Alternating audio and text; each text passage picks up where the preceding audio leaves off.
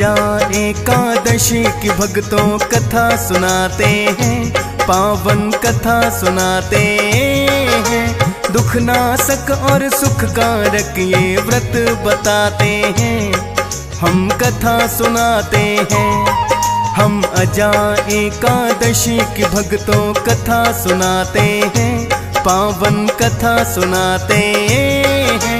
दुख नाशक और सुख कारक ये व्रत बताते हैं, हम कथा सुनाते हैं। जो कथा को सुनते सुनाते वो बड़ा ही पुण्य कमाते, जो कथा को सुनते सुनाते वो बड़ा ही पुण्य कमाते। प्रिय भक्तजनों, आज हम आपको भादव मास के कृष्ण पक्ष में आने वाली एकादशी, जिसे अजा एकादशी कहते हैं, कि कथा सुनाएंगे। प्रिय भक्तों, सनातन धर्म में व्रत कथाओं का बड़ा ही महत्व माना जाता है। सभी व्रतों की व्रत कथाएं पृथक पृथक होती हैं। कहते हैं व्रत कथा सुनने से ही व्रत का पूर्ण फल मिलता है। अतः आज हम आप सभी के लिए अजा एकादशी व्रत कथा लेकर आए हैं। आशा करते हैं आप इसे सुनकर श्री हरि की कृपा प्राप्त करेंगे।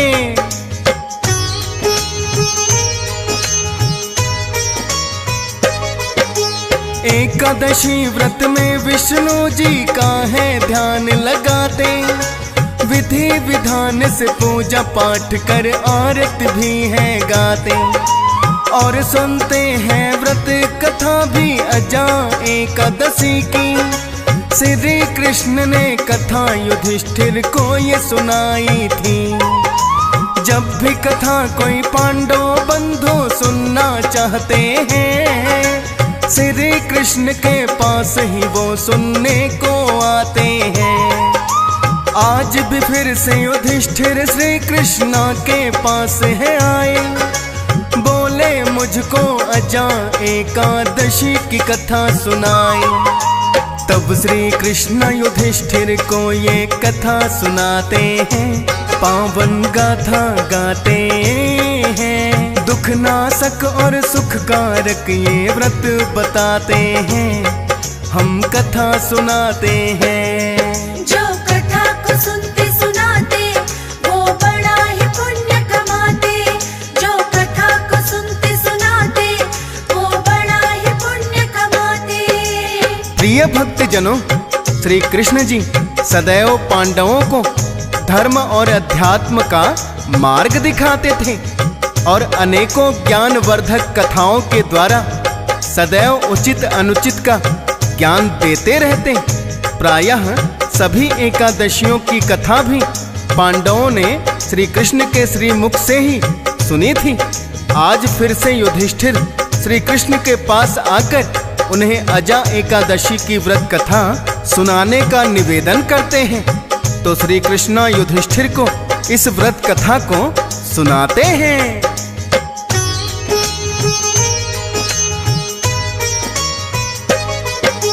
अजा एकादशी व्रत कथा सुनो ध्यान लगा करके।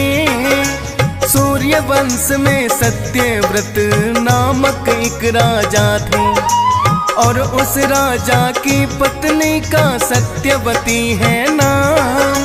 धर्म परायण थे राजा, बड़े करे नेक सब काम।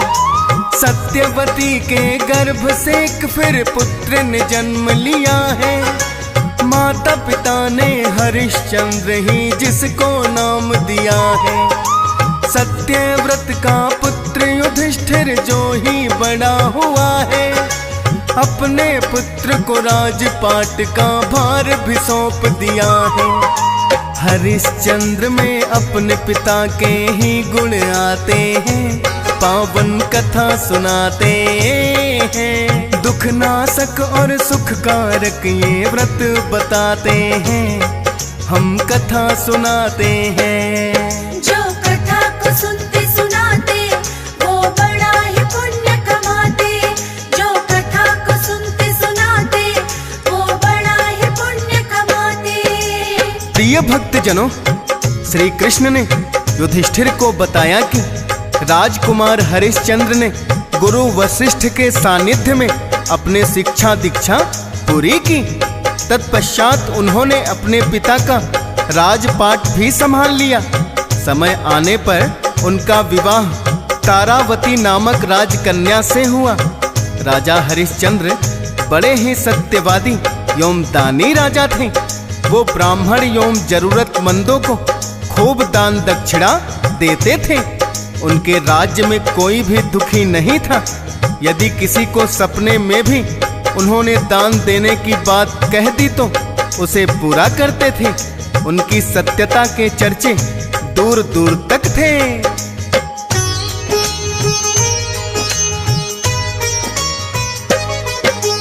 बहुत दिनों तक हरिश्चंद्र को ना संतान हुई। रानी तारावती भी जिससे चिंतित बड़ी हुई। एक दिन गुरु वशिष्ठ सभा में राजा के आए। उन्होंने राजा हरिश्चंद्र को बता दिया है उपाय। वरुण देव की करो तपस्या होगी पुत्र की प्राप्ति।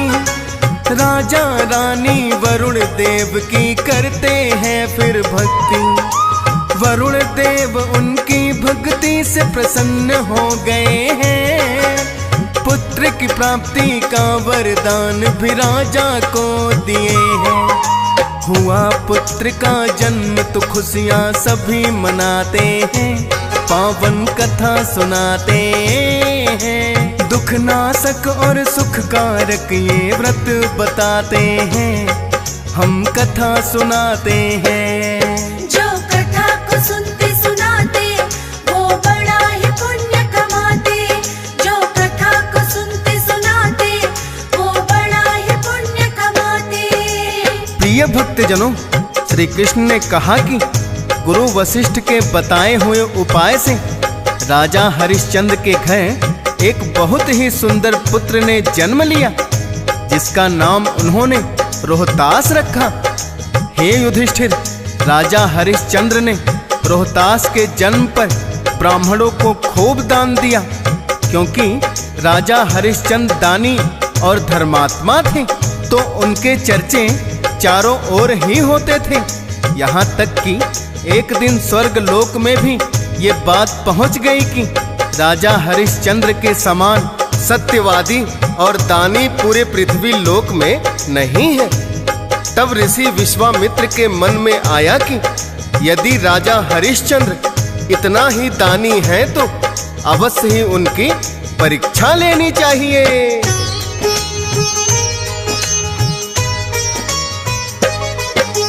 विश्वामित्र ने सोचा क्यों न परीक्षा ली जाए। हरिश्चंद्र कितना है दानी तभी पता लग जाए। विश्वामित्र ने अपना ब्राह्मण भेष बनाया है। हरिश्चंद्र के सपने में आकर के फिर कहा है, तुम तो हो बड़े दानी राजा, मैंने यही सुना है। आज मुझे भी मनवांछित एक दान मांगना है। हरिश्चंद्र ये लगे पूछने ब्रह्मदेव क्या चाहिए। दे दूंगा मैं वही दान, मैं इच्छा तो बतलाइए। मेरे राज में ब्राह्मण ना कभी खाली जाते हैं। पावन कथा सुनाते हैं। दुख नाशक और सुख कारक ये व्रत बताते हैं। हम कथा सुनाते हैं। जो कथा को सुनते सुनाते वो बड़ा ही पुण्य कमाते। जो कथा को सुनते सुनाते वो बड़ा ही पुण्य कमाते। प्रिय भक्तजनों, श्री कृष्णा ने कहा, हे युधिष्ठिर, विश्वामित्र ने ब्राह्मण वेश में आकर राजा हरिश्चंद्र से उनका राजपाट ही दान में मांग लिया। राजा हरिश्चंद्र ने एक क्षण देर किए बिना अपने शीश मुकुट उतार दिए और ब्राह्मण को राजपाट सौंप दिया। किंतु ये तो सपने की बात थी। प्रातःकाल जब राजा हरिश्चंद्र सोकर उठे तो उस सपने के विषय में सोचकर बड़े ही चिंतित हुए। तब रानी तारावती उनके पास आई और पूछने लगी,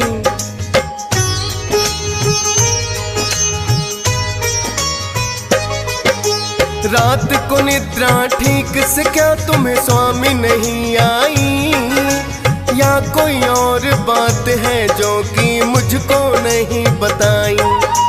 मुझे बताएं स्वामी आप क्यों इतने चिंतित हैं, अर्धांगिनी हूँ आपकी इसमें शक नहीं किंचित है।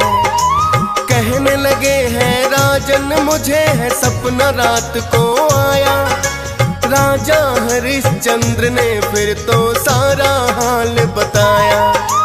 एक ब्राह्मण ने सपने में आकर राजपाट लिया मान, और मैंने हंसकर रानी सब कुछ है कर दिया दान। राजपाट सब दान में ब्राह्मण जो ले जाते हैं, पावन कथा सुनाते हैं। दुख नाशक और सुख कारक ये व्रत बताते हैं, हम कथा सुनाते हैं। जो कथा को सुनते सुनाते वो बड़ा ही पुण्य कमाते, जो कथा को सुनते सुनाते वो बड़ा ही पुण्य कमाते। प्रिय भक्तजनों, श्री कृष्ण ने कहा कि हे युधिष्ठिर, राजा हरिश्चंद्र की बात सुनकर रानी कहने लगी, हे महाराज, सपने तो सपने होते हैं, आप सपने की बात को लेकर क्यों चिंतित हो। किंतु राजा हरिश्चंद्र कहने लगे, नहीं नहीं रानी, आज तक यदि मैं किसी को सपने में भी वचन दे दिया है तो उसे पूरा अवश्य करता हूँ। अतः यदि वो ब्राह्मण आ गया तो मैं राजपाट उसे अवश्य ही सौंप दूंगा। रानी तारावती जानती थी कि महाराज हरिश्चंद्र वचन के पक्के, अतः चिंता उन्हें भी होने लगी।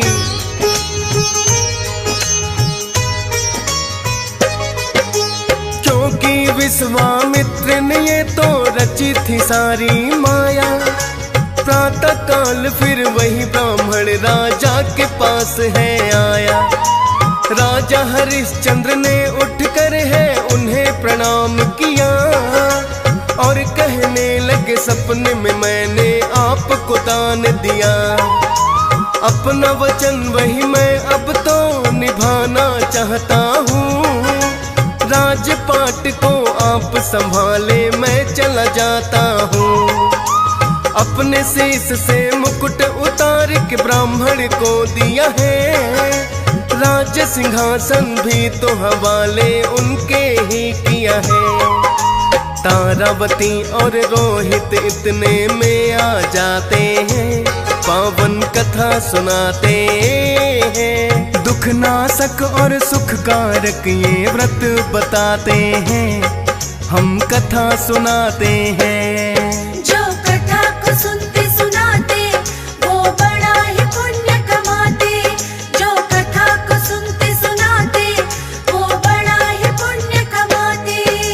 प्रिय भक्तजनों, श्री कृष्ण ने बताया कि हे युधिष्ठिर, ऐसे सत्यवादी और दानी राजा थे हरिश्चंद्र, जिन्होंने सपने में दिए हुए वचन को भी पूरा किया और राजपाट उस ब्राह्मण को सौंपकर प्रस्थान करने लगे। किंतु इतने में ही ब्राह्मण कहता है, हे राजन, आपने मुझे दान तो दे दिया किंतु दक्षिणा नहीं दी, और दक्षिणा के बिना दान अधूरा रहता है, अतः आप मुझे दक्षिणा भी देकर जाओ। तो हरिश्चंद्र पूछने लगे, हे ब्राह्मण देव, अब आप बताओ आपको दक्षिणा में क्या चाहिए। तो उस ब्राह्मण ने दक्षिणा में 60 स्वर्ण मुद्राएं मांग ली। राजा हरिश्चंद्र एक सैनिक से कहने लगे, जाओ ब्राह्मण के लिए 60 स्वर्ण मुद्राएं लेकर आओ। इतना सुनते ही ब्राह्मण बोला, हे राजन, राजपाट तो आप मुझे पहले ही दान में दे चुके हो, अतः अभी राजकोष पर मेरा अधिकार है, तुम सैनिक को आज्ञा कैसे दे सकते हो।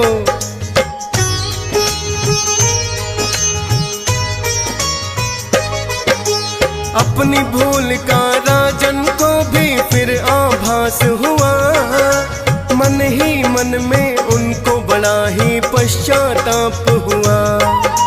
बोले उस ब्राह्मण से अब नहीं कुछ भी हमारे पास, किंतु आपकी दक्षिणा दूंगा इतना करो विश्वास।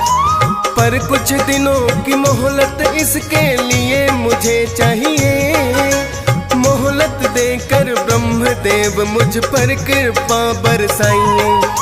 बोले ब्राह्मण 30 दिनों का तुमको समय दिया, 30 दिनों में यदि वचन ना तुमने पूरा किया, श्राप भी दे सकते हैं जिससे कोई बच ना पाते हैं, पावन कथा सुनाते हैं। दुख नाशक और सुख कारक ये व्रत बताते हैं, हम कथा सुनाते हैं। जो कथा को सुनते सुनाते वो बड़ा ही पुण्य कमाते, जो कथा को सुनते सुनाते वो बड़ा ही पुण्य कमाते। प्रिय भक्तजनों, श्री कृष्ण ने युधिष्ठिर से कहा कि हे युधिष्ठिर, जब राजा हरिश्चंद्र के पास कुछ भी नहीं बचा तो दक्षिणा देने के लिए उन्होंने 30 दिनों का समय ब्राह्मण से मांग लिया और काशी नगरी में रानी तारावती और रोहतास सहित मेहनत मजदूरी करने लगे। और उन्होंने 29 दिनों में ही 60 स्वर्ण मुद्राएं एकत्रित कर ली। राजा हरिश्चंद्र ने सोचा कि अब जाकर मैं ब्राह्मण को दक्षिणा दे देता हूँ। इस उपदेश से वो नाव में बैठकर गंगा को पार करने लगे, लेकिन तभी बहुत तेजी से हवा के झोंके चलने लगे और उनकी नाव हिचकोले खाने लगी। नाव संभालने में राजा हरिश्चंद्र के हाथों से स्वर्ण मुद्राओं की वो पोटली गंगा में डूब गई। जैसे ही उन्होंने गंगा को पार किया, वही ब्राह्मण आगे खड़े मिले और उनसे दक्षिणा मांगने लगे।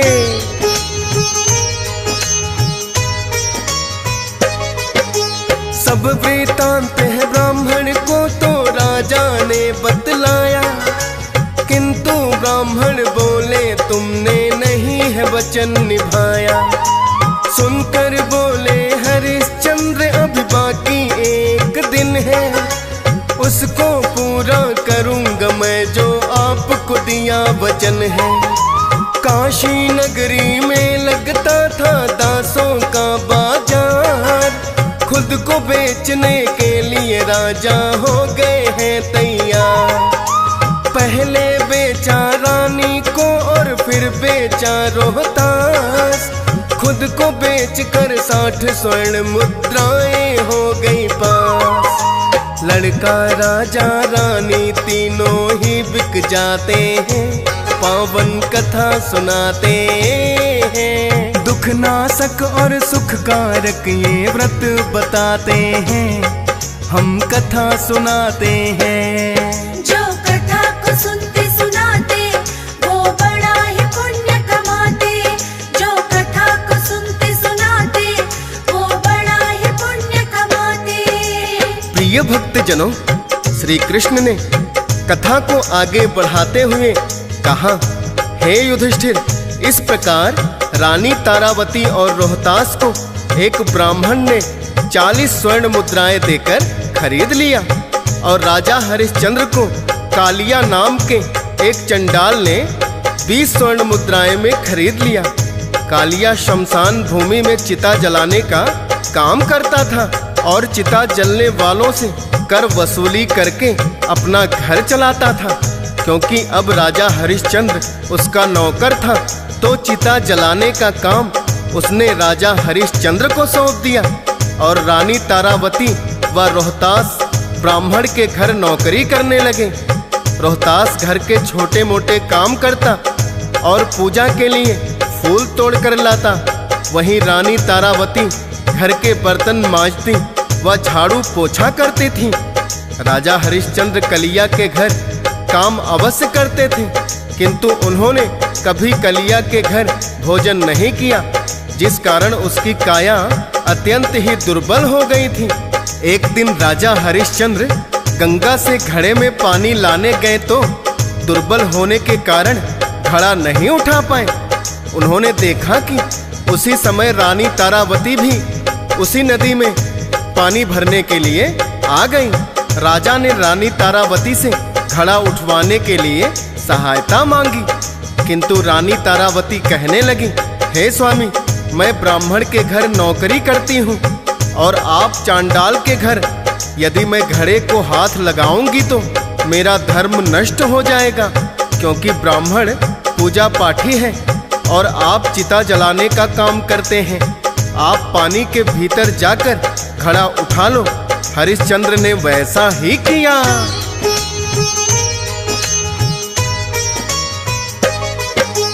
ऐसी समय की मार पड़ी है जो कभी राजा था, कलियां का नौकर बनकर वो चिता जलाता था। और जो रानी तारावती थी जिसकी कई दासियां, ब्राह्मण घर नौकरानी बनकर सारा काम किया। एक दिन फिर रोहतास से ये कहा उसकी माता ने, पूजा के लिए फूल तोड़कर तुमको है लाने। फूल तोड़ने जब रोहतास है उपवन में आया, एक जहरीले नाग ने उसको फिर तो काट खाया। प्राण पखेरु तब रोहतास के उड़ ही जाते हैं, पावन कथा सुनाते हैं। दुख नाशक और सुख कारक ये व्रत बताते हैं, हम कथा सुनाते हैं। जो कथा को सुनते सुनाते वो बड़ा ही पुण्य कमाते। जो कथा को सुनते सुनाते वो बड़ा ही पुण्य कमाते। प्रिय भक्तजनों, श्री कृष्ण ने बताया कि रोहतास की सर्प दंश के कारण मृत्यु हो गई। उधर रानी तारावती प्रतीक्षा कर रही थी कि रोहतास अब तक पुष्प लेकर क्यों नहीं आया। जब बहुत देर हो गई तो रानी तारावती स्वयं देखने के लिए आई और आकर देखा कि उसका पुत्र रोहतास मृत पड़ा हुआ है और उसकी सारी काया नीली हो गई है। उसे समझते देर ना लगी कि इसे किसी जहरीले नाग ने काट लिया है। रोहतास को मृत अवस्था में देखकर रानी जोर जोर से रोने लगी। तब ब्राह्मण और ब्राह्मणी भी वहां आ गए और तारावती को समझाया कि होनी को कौन टाल सकता है। अपने आप को संभालो और अपने पुत्र का अंतिम संस्कार करने की तैयारी करो।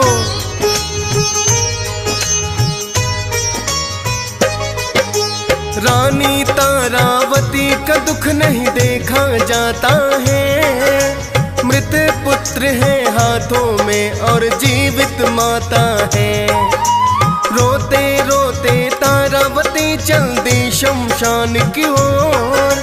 काली रात है अंधेरी छाई, घटा बड़ी घनघोर। अपने पुत्र की खुद हाथों से लगी जो चिता बनाने, आकर उसको रोक दिया है हरिश्चंद्र राजा ने।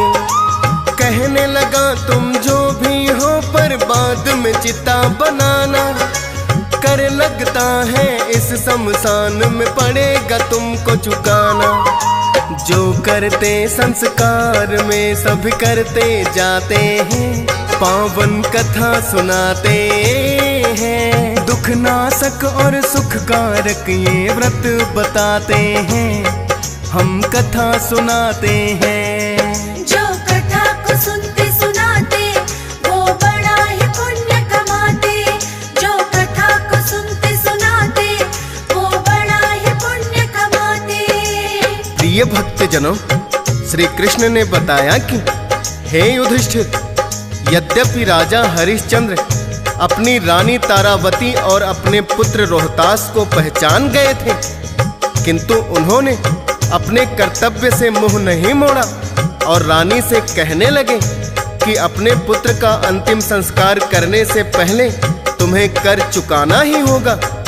राजा हरिश्चंद्र की बात सुनकर रोते रोते रानी तारावती कहने लगी, हे स्वामी, कुछ तो दया करो, ये हमारा पुत्र रोहतास है और तुम्हें कर लेने की पड़ी है। राजा हरिश्चंद्र कहने लगे, किसका पुत्र, कौन रोहतास? मैं सिर्फ कलिया का नौकर हूँ।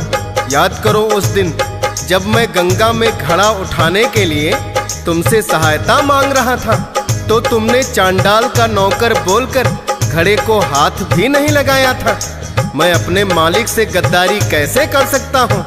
पहले शमशान भूमि का कर दो और बाद में अपने पुत्र का अंतिम संस्कार करना।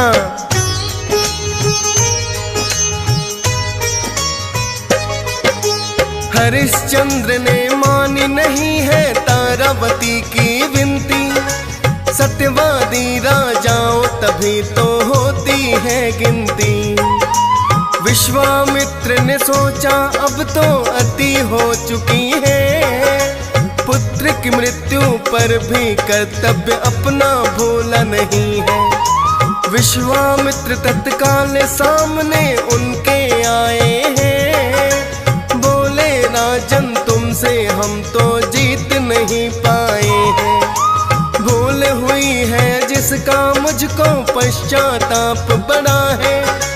देखो पुत्र रोहतास तुम्हारा जीवित ही खड़ा है। राजपाट भी हरिश्चंद्र का वो लौटाते हैं, पावन कथा सुनाते हैं। दुख नाशक और सुख कारक ये व्रत बताते हैं, हम कथा सुनाते हैं। जो कथा को सुनते सुनाते वो बड़ा ही पुण्य कमाते। जो कथा को सुनते सुनाते वो बड़ा ही पुण्य कमाते। प्रिय भक्तजनों, श्री कृष्ण ने कहा कि हे युधिष्ठिर, जब विश्वामित्र ने देखा कि राजा हरिश्चंद्र अपने मृत पुत्र को देखकर भी अपने धर्म से नहीं डिगा, तो इसके समान सत्यवादी कोई हो ही नहीं सकता। तब विश्वामित्र उनके सामने आ गए, रोहतास को भी जीवित कर दिया और उनका राजपाट लौटा दिया। एक दिन राजा हरिश्चंद्र गुरु वशिष्ठ से पूछने लगे, हे गुरुवर, विश्वामित्र जी की परीक्षा में तो मैं सफल रहा, किंतु कलिया का नौकर रहते हुए चिता जलाने और अंतिम संस्कार करने वालों से कर वसूलने के कारण जो मुझे पाप लगा है, उससे मुक्त होने का कोई उपाय बताएं। तब गुरु वशिष्ठ ने बताया कि हे राजन, एकमात्र अजा एकादशी व्रत ही तुम्हें इन पापों से मुक्त कर सकता है। तब गुरु वशिष्ठ के कहने पर राजा हरिश्चंद्र ने विधि पूर्वक अजा एकादशी व्रत किया और श्री हरि विष्णु जी प्रसन्न होकर उन्हें सब पापों से मुक्त कर दिया तथा उनके लिए स्वर्ग के द्वार खोल दिए। ऐसा कल्याणकारी है अजा एकादशी व्रत कथा।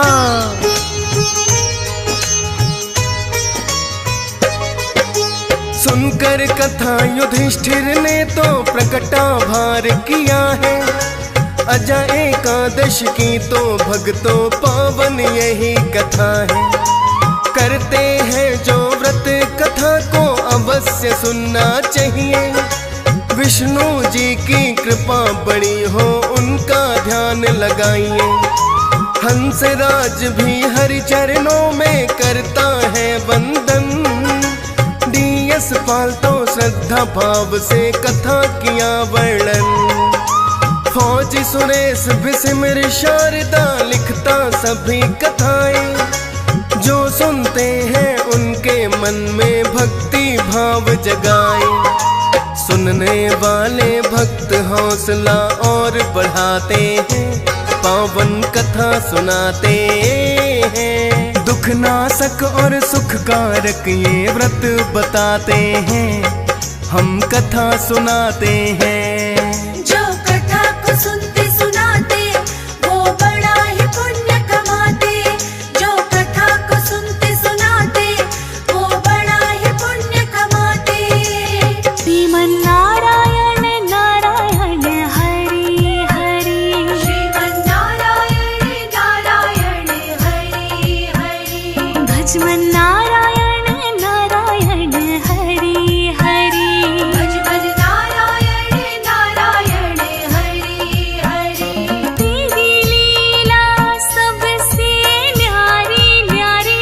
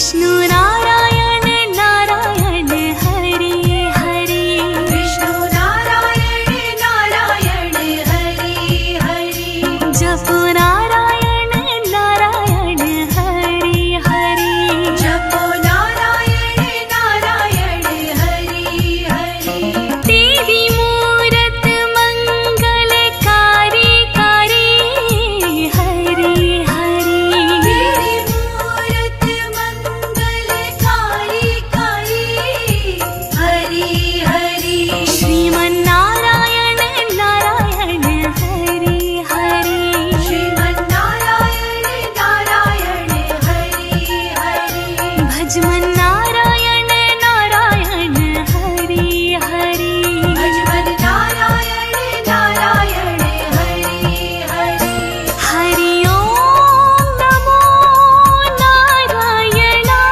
हरि ओम नमो नारायण हरि ओम नमो नारायण हरि ओम नमो नारायण